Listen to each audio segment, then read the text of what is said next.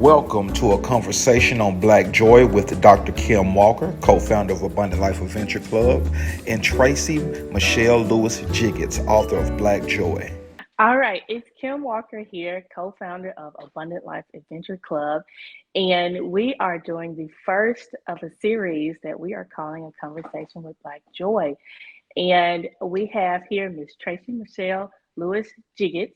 She is an author of a wonderful book that has totally inspired me on Black Joy. Black Joy, a strategy for resistance, resilience, and restoration. It is a collection of 36 autobiographical essays that celebrate the redemptive story or redemptive strength of joy in Black culture and explore many ways it is critical for our personal and collective healing. It's received rave reviews from celebrities like Kerry Washington, as well as media outlets like Good Morning America, Essence, and USA Today. So, welcome so much, Miss Tracey. We are so glad to have you. This book came out in February, is that right, of this Yes. year? February. Yes, so awesome. Me and Miss Tracey connected on social media as a result of our launching our Black Joy in Nature series with Abundant Life Adventure Club and the release of her book. And we've just connected and just found so much alignment in the background of basically the things that we're trying to share with our community. So, Miss Tracey, I will let you start off a little bit just in general about how this book came about. Sure. First, thank you so much for having me, and thank you for all that you all are doing. Every time I go on your page, I'm always really blessed by the Black Joy hikes and the things that you're bringing to our community, which I think, as you know, is incredibly healing and incredibly important. I entered this conversation about Black joy through grief. I had lost a family member to racial violence in 2018. I had been writing forever about social justice issues, race reconciliation, those kinds of things. But when it lands in your lap, something happens, where it hits home. And I had also been doing some deep trauma work around just things from my childhood. And so the combination of those two things had me sitting in a therapist chair, and my therapist just out of the blue, kind of in a very pointed way, asked me, what does joy feel like in your body? And I couldn't answer her. 40 something years old, had lived, and really could not identify what joy felt like. And that began the work. That began the work of me identifying joy from a somatic standpoint, like being able to access it, in my body. Right. And also being intentional about creating moments of joy. And then using that almost like an entry point or a springboard to looking at how our people, how Black folks have wielded joy, how they've been able to hold joy and grief and trauma simultaneously in the same space, how we've used it to survive, how we've used it to thrive. And that all kind of culminated into this essay that I wrote for the Washington Post on Black joy as resistance, which spiraled into a book and, where we are today. But it really just began with me, my personal healing work, Yes. in being exposed to meditation and prayer and being able to use that as a grounding, being able to ground myself in the midst of grief, in the midst of trauma. And then, my daughter, who I wrote the essay about, who is to me really the epitome of joy. There's a kind of freedom, kind of liberation that she has that I often admire, and just observing her and writing about her. And it just kind of all came together at that point. Yes, I love that on just so many levels. And yes, children definitely have a way of making us refocus our minds, on the present and just joy, because they just radiate it naturally. So Absolutely. Abundant Life Adventure Club, we bring Black professionals together to break away from the hustle Mm, for fun, self-care, and community, so that it does not take a back seat in our lives. yes. So with that in mind, and everything that your journey, you have learned, what is Black joy to you? How do you define it? You know, joy, period, right, is this physiological response to pleasure, right? It is something, and I always go somatic because I think that's our first place of accessing joy. It's what it feels like. And so Mm-hmm. that it is a response to pleasure. It's when we feel good, and all of the stuff that happens in our bodies, the dopamine, the adrenaline, all that stuff that happens. Black joy is all of that goodness that lives within a particular experience of this melanin, right? Mm-hmm. It is our historical situation, our present day situation, our cultural expressions, right? You know, whether it's the cookout or, you know, hiking or having fun or self care or sitting between a grandmama's knees and getting her scalp, you know, scratched or whatever.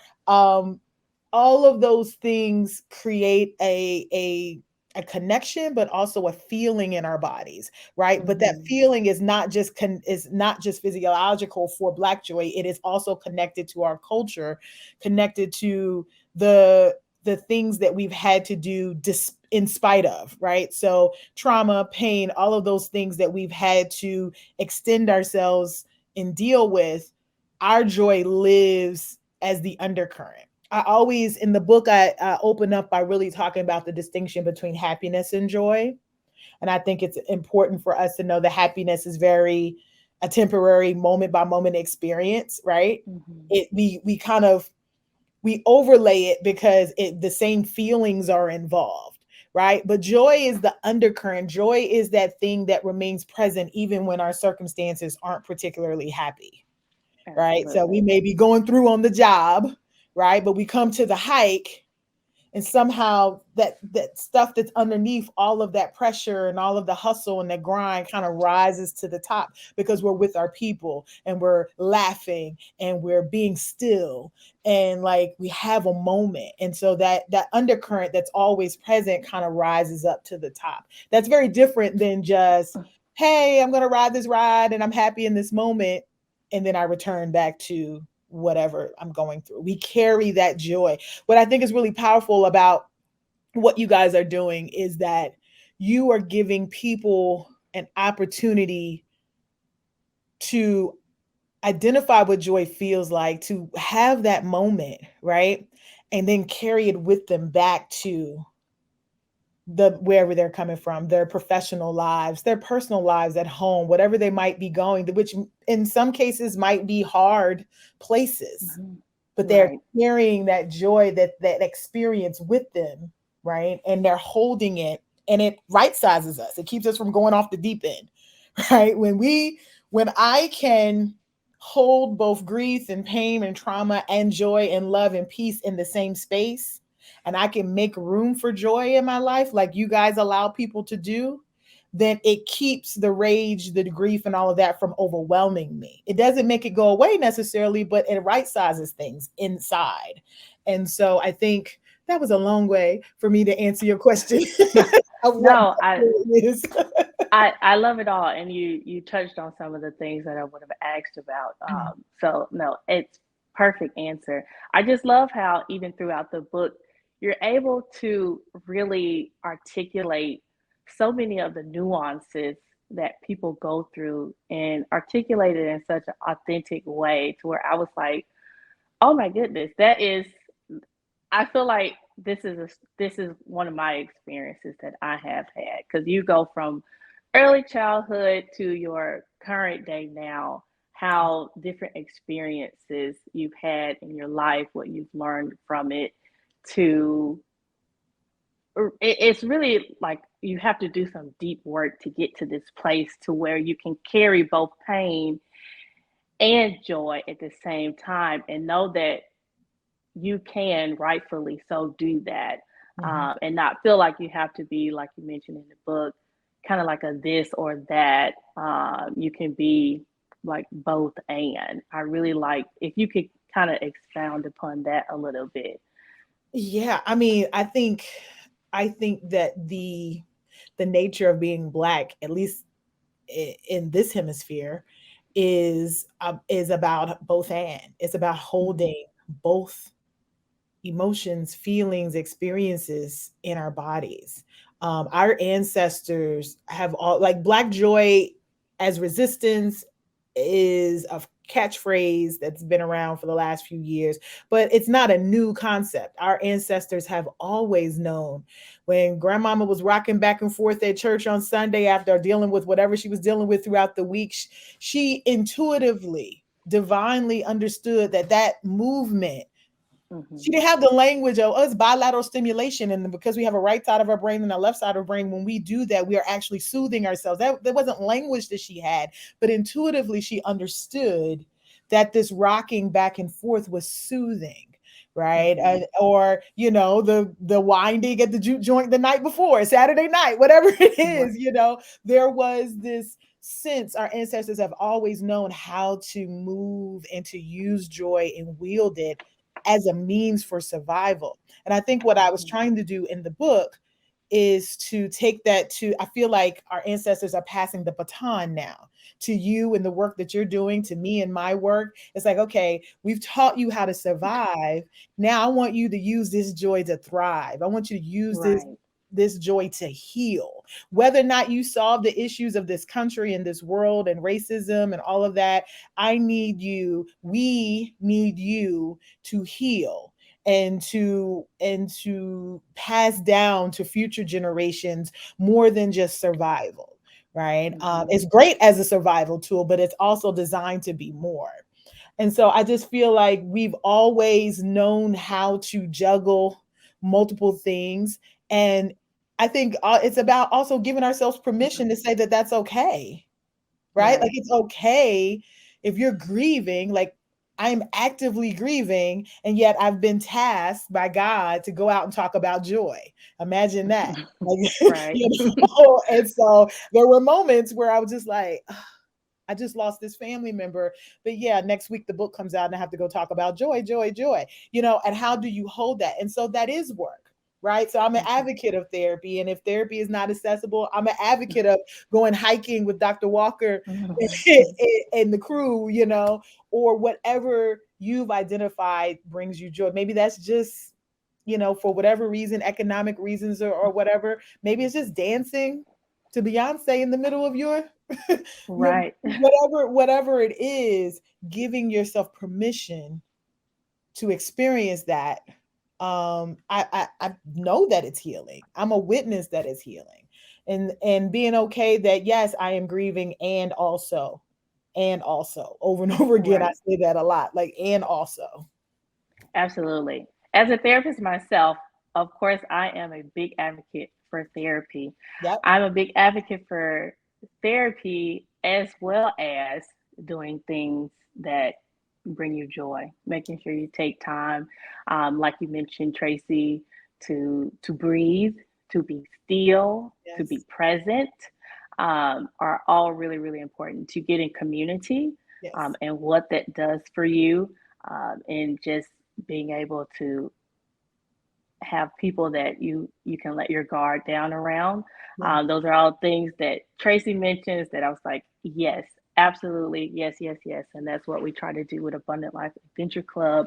So you touched on our ancestors, and I will say, y'all, Tracy sent me on a whole. She helped ignite a whole journey that I'm still on. That I hope to bring you all along with me as I start to bring these things together. But just getting to know more about my roots culturally, more specifically my African ancestry, because like she briefly touched on a few minutes ago, um, what lessons of resilience, that they carried on and really passed down. There are so many things that have been passed down to us that we're actually unaware of. Yes. And I want to become more aware of those things. I want to know the African side of who I am, this woman I am Yeah. more. And because I feel like it's so connected to my wellness and where I'm going and my success, just to really understand who I am more. And even because wellness is really important to us, what did they do to stay well, Yeah. and to be resilient Mhm. through all the things that they were going through. So, what are some of your thoughts on that? Mhm. A lot of the work when writing this book that I had to go through was unpacking my ancestors, my immediate ancestors, my grandmother. I have a piece called I Got Dreams to Remember Granny, which is probably one of my favorite pieces in the book.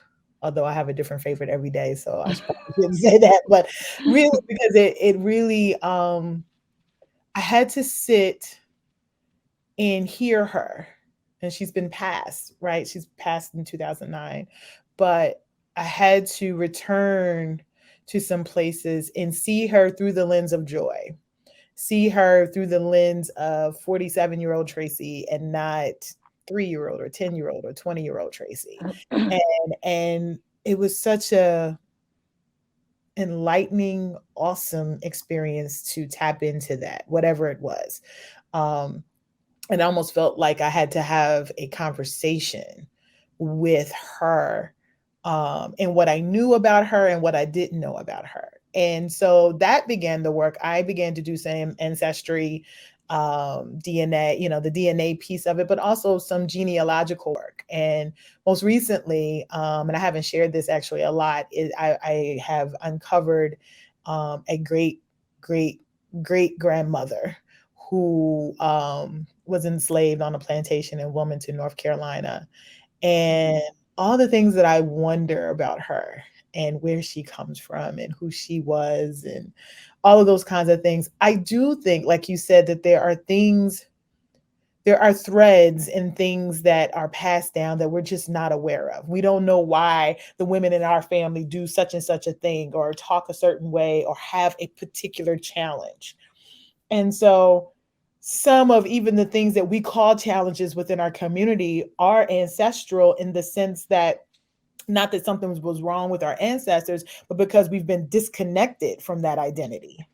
Right. And so that Mm-hmm. reconnection that a lot of people are doing right now and reconnecting through, whether it is an ethnic group in West Africa that we finally learn. I learned I'm Yoruba from Nigeria, at least partially. So connecting to that, having a name even for it and being like, there's something incredibly powerful about being able to ground your identity in a place. And Yes. I think that some of the things that we call challenges with our community has been a result of not having that, have been disconnected from a clear identity. But the beauty of being Black in this hemisphere is that we were able to innovate and create a culture out of Yes. that disconnection, right? So I don't want to disregard that because that's powerful. That some of what my grandmother and my great grandmother on this side of the Atlantic was able to do was to create an entire culture and identity for me to be able to recognize, hold, and grasp. And so there's so Absolutely. both and right again, like it's both, Right. you know. But yeah, I've been wanting to. I am toying around with that being the basis of a future book and really thinking about that third great grandmother, Mm-hmm. doing some more research. I recently went to Wilmington, North Carolina, and I just wanted to feel the Right. space. I don't again, I didn't do a lot of digging on that trip, but I just wanted to like get a sense of the place where she might have walked, you I know. love that. And yeah, so I think that's part of the joy work, right? I feel like once you reconnect to your joy, I feel like for Black folks, the next step almost feels like reconnecting to your ancestors, right? Because our ability or inability to access our joy is often connected there. Mm-hmm. connected to that story, whatever those stories are that we know or don't know. There's often a link there. And if we can make those connections, we can grab that baton and run on, see what the end gonna be, you know. Okay. Okay, so I'm just ready to elevate. I'm ready to take my joy to the next level. That You must are be what this it's a discovery is. it It's could like be. a evolution. It could I be. I love that. So, how is Black joy a necessary path to healing and success for a lot of us? Hmm. I think it's kind of what I just mentioned, but maybe I think when I say to a person, um, what does anger feel like? We know how to access that. We got the memory that we can call up that will tick us off, that will bring Hmm. all of that stuff into our bodies, and now we're mad, right? If I say, what does sorrow feel like, right? We can probably call up something that's going to make us sad, right? And the tears start to fall, and we know how to do that. But I find, particularly for our people, sometimes if I say, what does joy feel like, just like my therapist said to me, it's harder. It's harder Hmm. to pinpoint, what does it feel like? I don't know.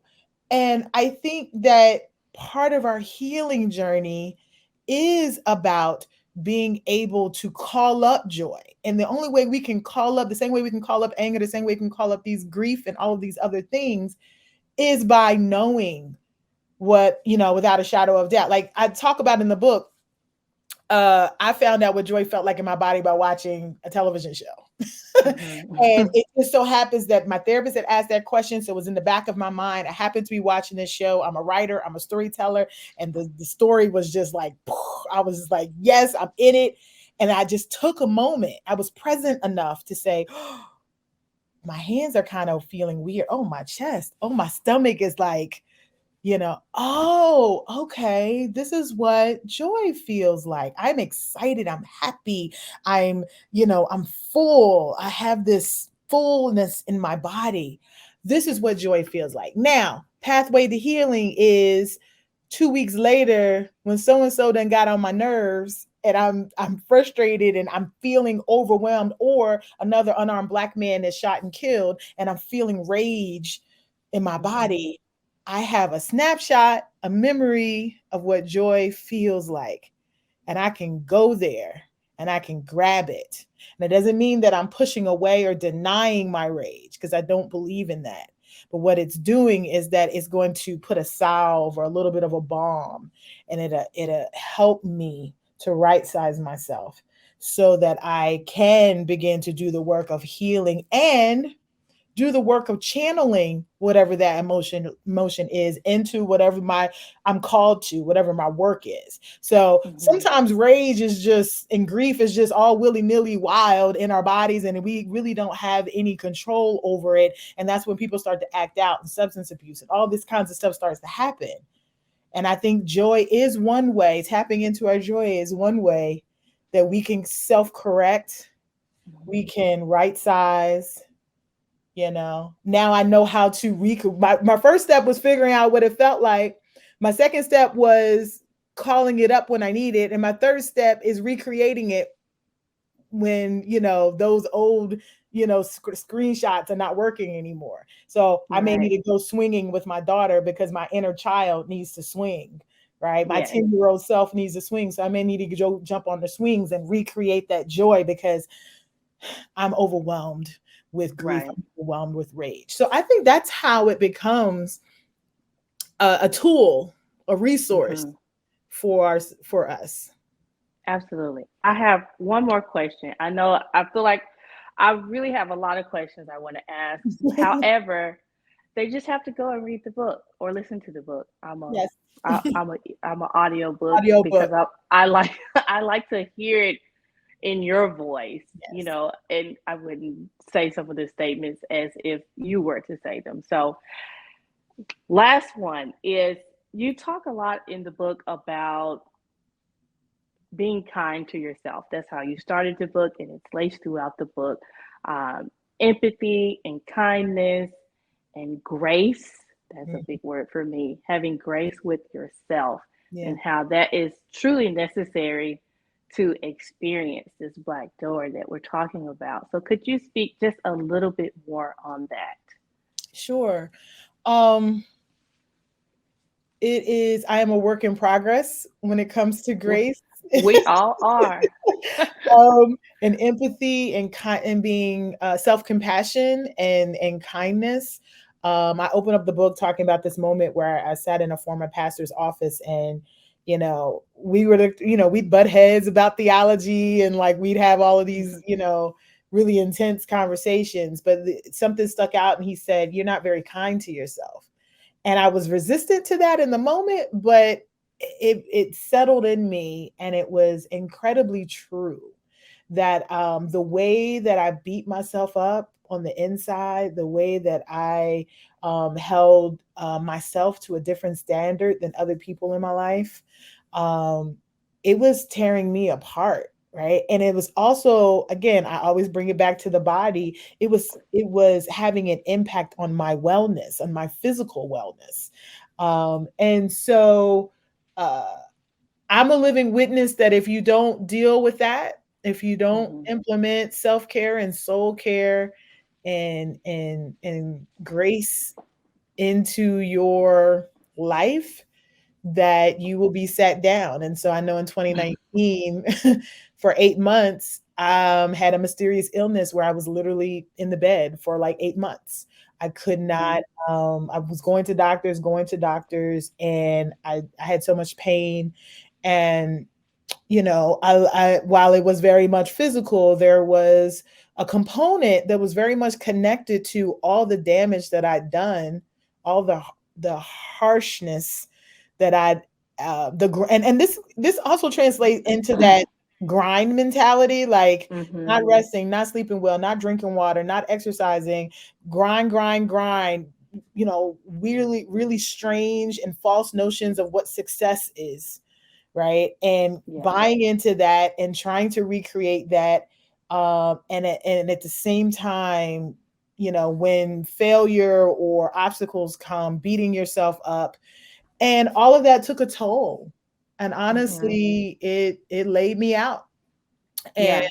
it took some time to recover and regroup. And when I came out of that, one of the biggest lessons was, you know, you need stillness, you need to drink your water, you need to rest. Like, it sounds very simple, but it was very simple. You need to take a nap, you need to, and it's things that I struggle with today. Like my husband and I were just Yeah. talking about, like, maybe you need to incorporate naps in your day. I know you have a writing deadline. I know you think that's the most important thing, but you need some rest too, right? Yeah.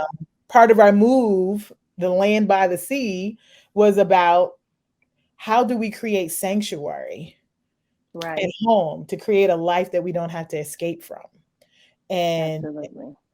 so yeah, so I'm long-winded, but like, I Now, think I think that, for me, um I just know, I think more than anything, I know what happens when you're not kind to yourself, when you can't employ self-compassion, when you are um caught up, for lack of a mhm. better word.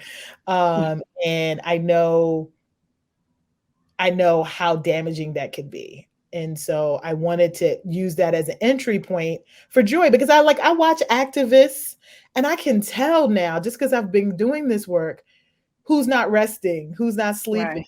who's not drinking their water, who's going for a good cause, and yet their Mm-hmm. bodies are breaking down. And that, I feel like there has to be some balance there. Absolutely.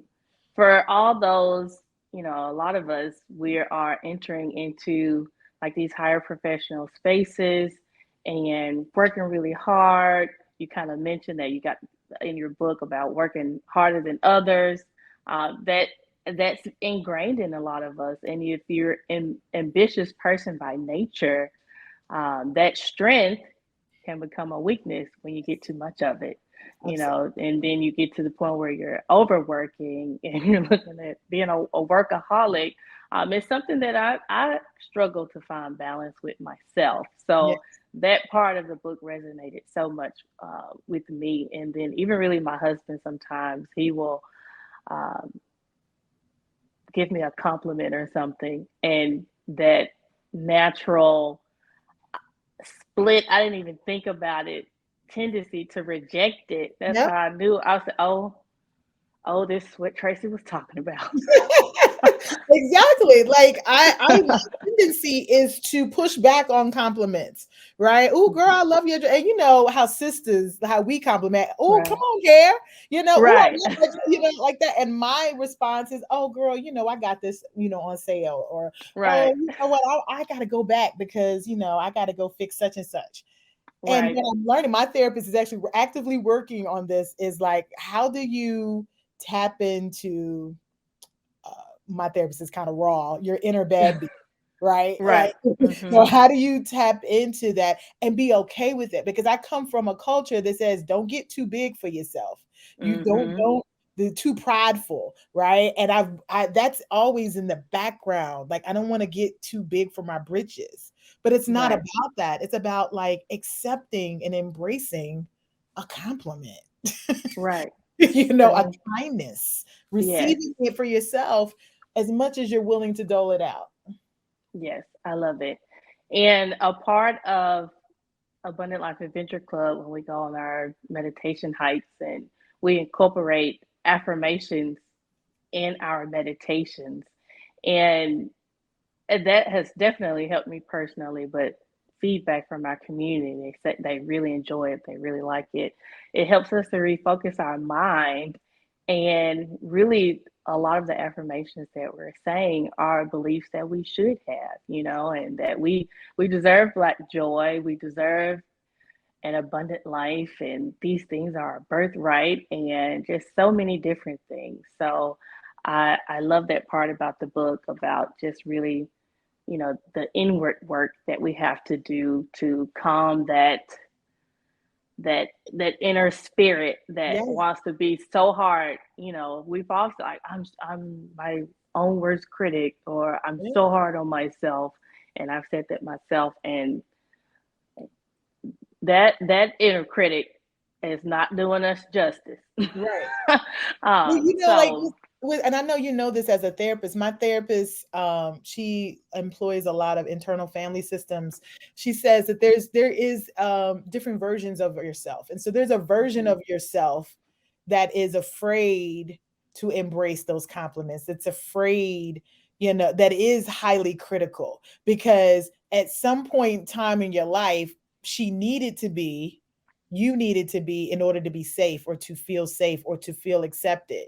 And so a lot of the work that I do, just personal, therapeutic work, I guess, is about having conversations with those parts of myself that show up, right? mhm, And that, that critic, when she shows up, I'm like, sis, I love you. Thank you for what you've done in the past to keep me safe, but I got this, so you can have a seat, you right, can chill, you can rest yourself. Uh, right, I don't need yeah, to hear what you have to say right now. right. You can leave. I love it. I love it. I'm not going to take up too much more of your time today. I have thoroughly enjoyed this conversation, and there are so many points throughout the book that I definitely would love to even talk more in our community about it. And you all just have to check out the book. Miss Tracey, where can people find you, find your book? Give them all those details. Sure. Book is available wherever books are sold, wherever you grab your books, your audio book, Audible, Amazon, Barnes and Noble, your independent bookstores, please support. My website is tracymlewis.com. I'm on Instagram as TMLG Writer. I'm on Facebook as TMLG Writer. I'm on Twitter as TM Lewis. So you can follow me online if you want. I have Black Joy Happy Hour every Friday. So we have a good time there. And then I have a new book that's coming out September 13th called Then They Came for Mine. which will also be available wherever books are sold. But it's also on my website. So my website is like the entry point, traceymlewis.com. You can get to me, through there. Awesome. I love it. I love your Instagram where you're showing all the different videos of what Black Joy looks like. So Abundant Life Adventure Club, we're gonna have to make one of these Instagrams that Please Tracey do. has because Yes. we have some really amazing fun times out in the woods. Yes. Yes. Breaking away into nature. So thank you so much, Miss Tracey. And we are definitely going to have to connect further. I hope to get you on one of our experiences soon for sure. Absolutely. Thank you so much. I love to give flowers where flowers are due. And I am so grateful to you and to Claude and all that you're doing. Please keep it up. We need you. Thank you. Thank you so much. All right. All right. Bye.